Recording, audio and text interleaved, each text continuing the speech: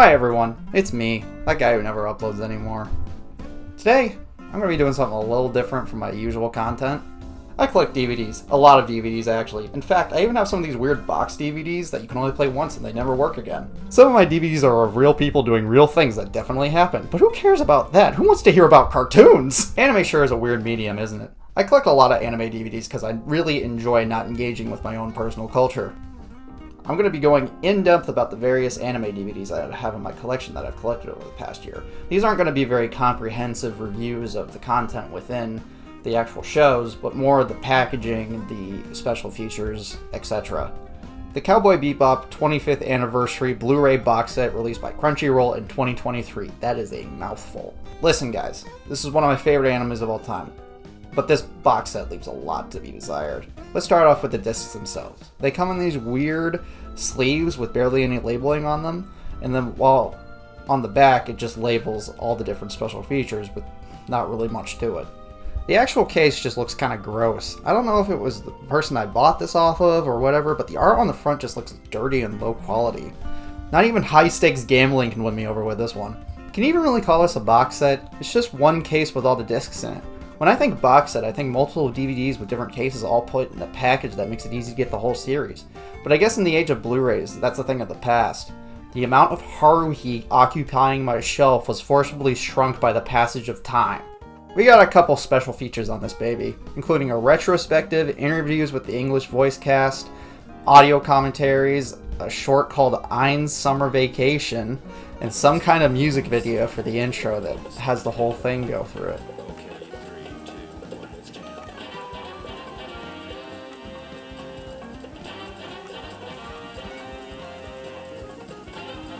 I think my favorite one is this dinner special that they include with the entire dub cast, and it's just them like fucking around and telling stories about it with each other.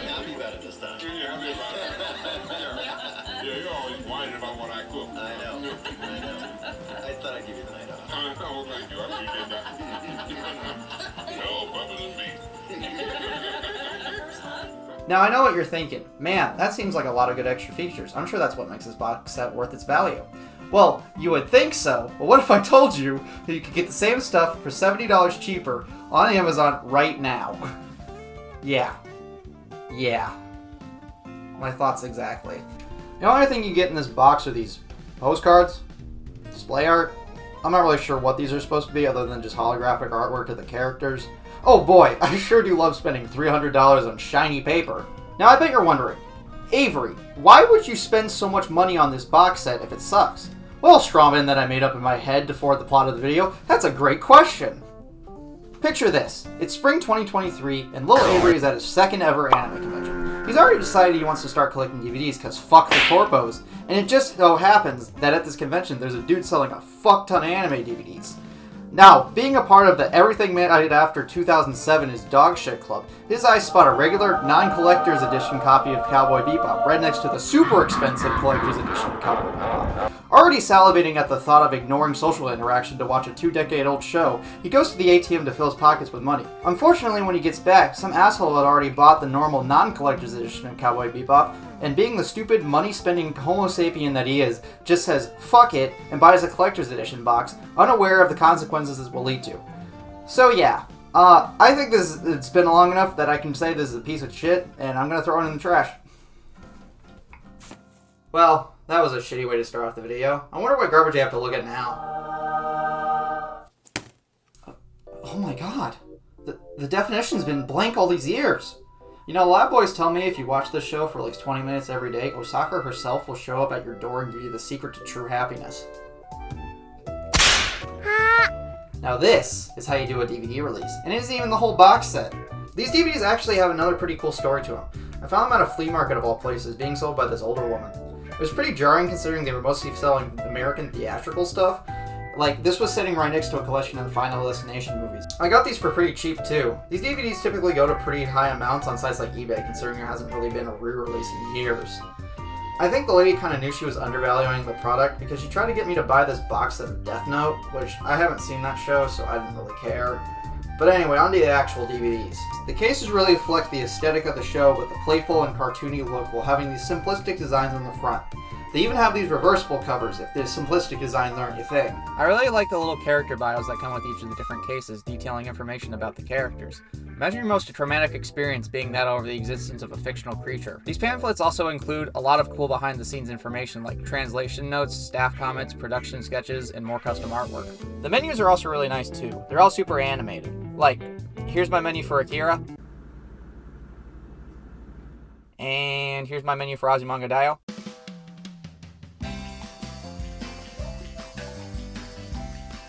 See, it's like fucking night and day. Production sketches are also included on the DVDs for those who don't want to yoink out the pamphlets. They also include trailers for other DVDs by ADV, which is the company releasing these. And they're, well,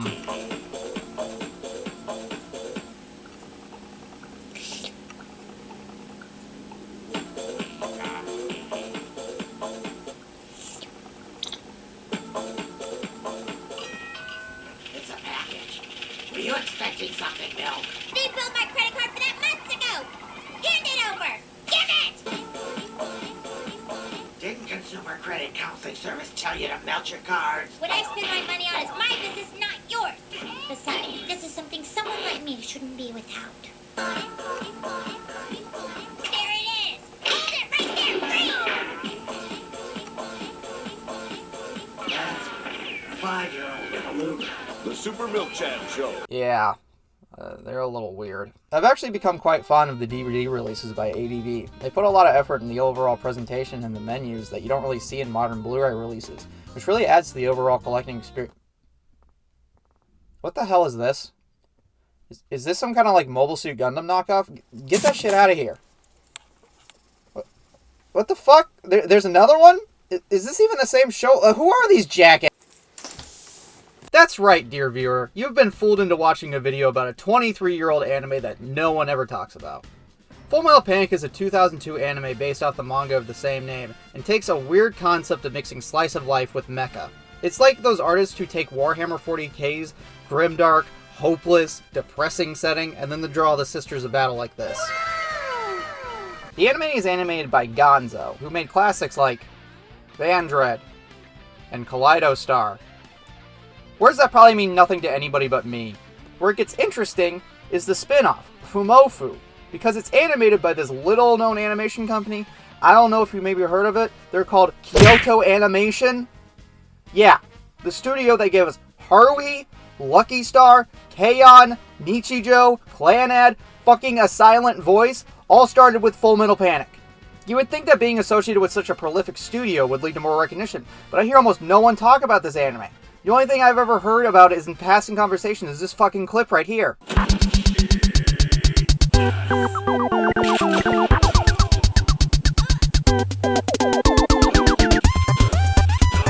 What's also crazy is how hard they were pushing this thing when it was new. You have the manga, the anime, a second season, an OVA, a spin-off show, 3 recap movies, a canceled live-action film with Zac Efron. Shows these days don't even get half that luxury. And if you're a Lucky Star fan, you're probably already familiar with the show, as they love to mention it as much as they mention fucking Haruhi, which makes it weirder that no one seems to talk about it. Like, ask your average anime fan about it and see what they say.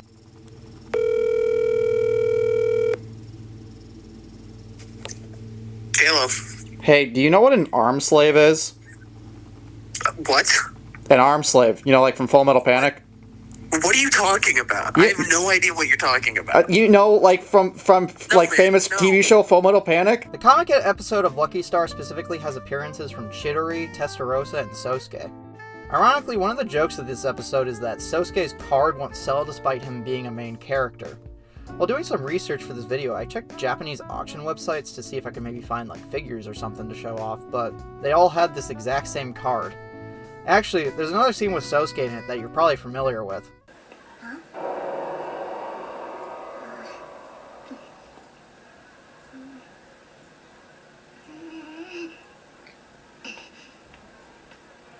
A little peek won't hurt. Cameron's really sticking it to Sosuke. No way! If you ever feel like your voice isn't being heard, just remember, Full Metal Panic Yaoi exists, and Kagami's the only one who's ever seen it. There are also other various moments where the show is referenced, such as the credits for episode 3 being the outro for Fumofu. Huh? Intro's coming up. Try to guess it. It's not going to be another weird song, is it? What is this? I don't know. Kazumi, your answer, please. Oh, FMP. Full Panic. Oh. And it's your favorite version, Kazumi. Fumo Fu. There's a part where Konata and her teacher are arguing about anime, and they do this mecha battle with the arm slaves from Fullmetal Panic. The character Bonta-kun appears several times in the show. For those who don't know, he's like this goofy cartoon mascot in the world of Fullmetal Panic, who also appears in other Kyoto animation works. You are a guy in a horse costume. I never figured you'd be Bonta-kun. Wait! Eat this. Huh. A cute plushie character that can only repeat the words Fumo Fumo, and nothing else. Where have I heard this before? Maybe one of these days I'll make a video about the whole show, but for now let's focus on the actual DVDs. I have a Fullmetal Panic box set which includes DVDs of the first season. It's another ADV release, so it's pretty similar to the Azumanga Daioh one, including a lot of production art. What's cool is that this time, instead of pamphlets, you get these little posters. I imagine back in 2002 these would be cool as hell to hang on your wall to show how much you love Girl I Didn't Bother to Learn the Name of. Huh. Survey cards. I wonder if these still work. I'll be right back.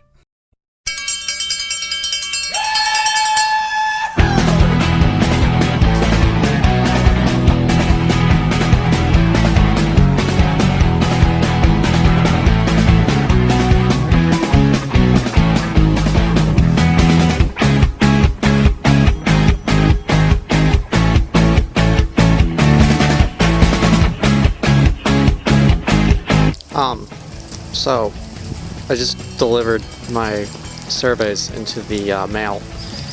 It is the middle of April, and it is currently hailing outside. That is very weird. Kind of funny how they didn't include a poster for Chidori until the last DVD, so you kind of have to have the whole set just to get her. The DVDs themselves also don't have much that we haven't already seen in the Azumanga Daioh DVDs. Animated menus, production art, trailers, etc.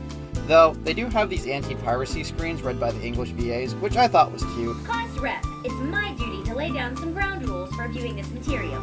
It's okay if you want to watch it at home with some friends, or maybe with an interesting guy you know from school.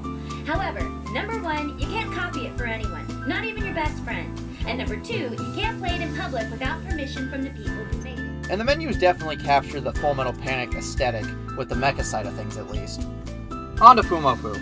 Unfortunately, I only have the one as I picked this up from a DVD store instead of buying the whole box set. And for those who don't know, Fumofu is a spin-off of Fullmetal Panic, focusing on a high school slice-of-life aspect of the show, rather than the mecha elements, with some absurd humor thrown in.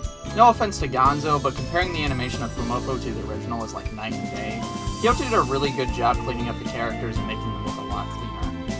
The actual DVD release is pretty boring, another ADV release, but this time with no reversible cover or anything. You get this calendar that's literally just screenshots from the show lazily put onto it. Gee, I sure can't wait for the far-off year of 2006. I do really like the DVD menu though. Look, it's got little guys. I love little guys. Also, I don't know if you picked up on this, but the Fullmetal Panic theme is literally just a knockoff of the A-Team theme. Like here, listen to them side by side.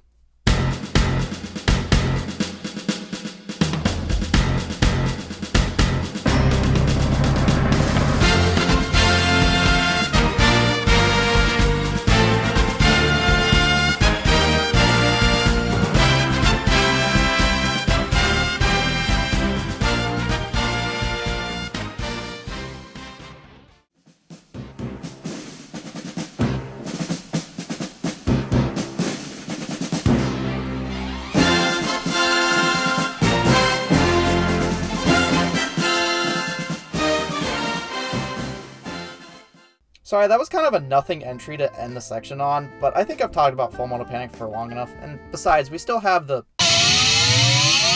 Girls' Last Tour. I'm throwing this one in here because it's my favorite anime of all time, and I got this on Amazon for only like $20, which is neat because it includes the entire show. I'm just really confused why it's so cheap considering the show is a bit more on the obscure side. Okay, well, it's not Vandred levels of obscure, but you get the idea. I need to make a video about that anime too. Somehow the dub has Tony Oliver, Mary McGlynn, Wendy Lee, Steve Blum, Bo Billingsley, Melissa Fa, Leah Sargent, Kurt Thornton, Bridget Hoffman and Michelle Ruff. Also, the intro has uncensored titties in it. I saw this shit at like 3 a.m. and it fucking blew my mind. This Kobayashi's Dragon Maid. Listen, I know what you guys are thinking, and yes, I bought the weird Dragon Booby anime on Blu-ray. Look, cut me some slack, it was the first anime I watched that wasn't just the Toho anime, so it's special to me even if in some aspects it's a little problematic.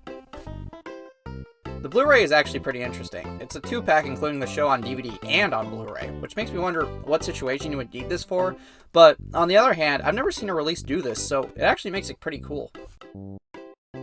Finally, I got this Nichijou Blu-ray. Now, you'll notice it looks a little different from my other Blu-rays. That's because this one's a Region B Blu-ray, meaning I can only play it in places like Europe. That's an issue because I don't own a Region B player. This was actually the first Blu-ray I bought for my collection, and the reason I got the Region B version is because it was significantly cheaper than the American release. Oh, how foolish I was. To wrap up my thoughts, I think it's a real shame how DVD releases, especially anime ones, don't seem to get as much attention as they used to. In the modern era, most home media releases are lazily thrown together without much care, and half of them barely include any interesting special features. I just hope that someday, a more vocal group will express the same feelings I have about this long-gone era of DVDs. I don't really know how else to end this video, so, ADV, what the fuck went wrong with Kino's journey? No wonder you went out of fucking business! To infinity and beyond!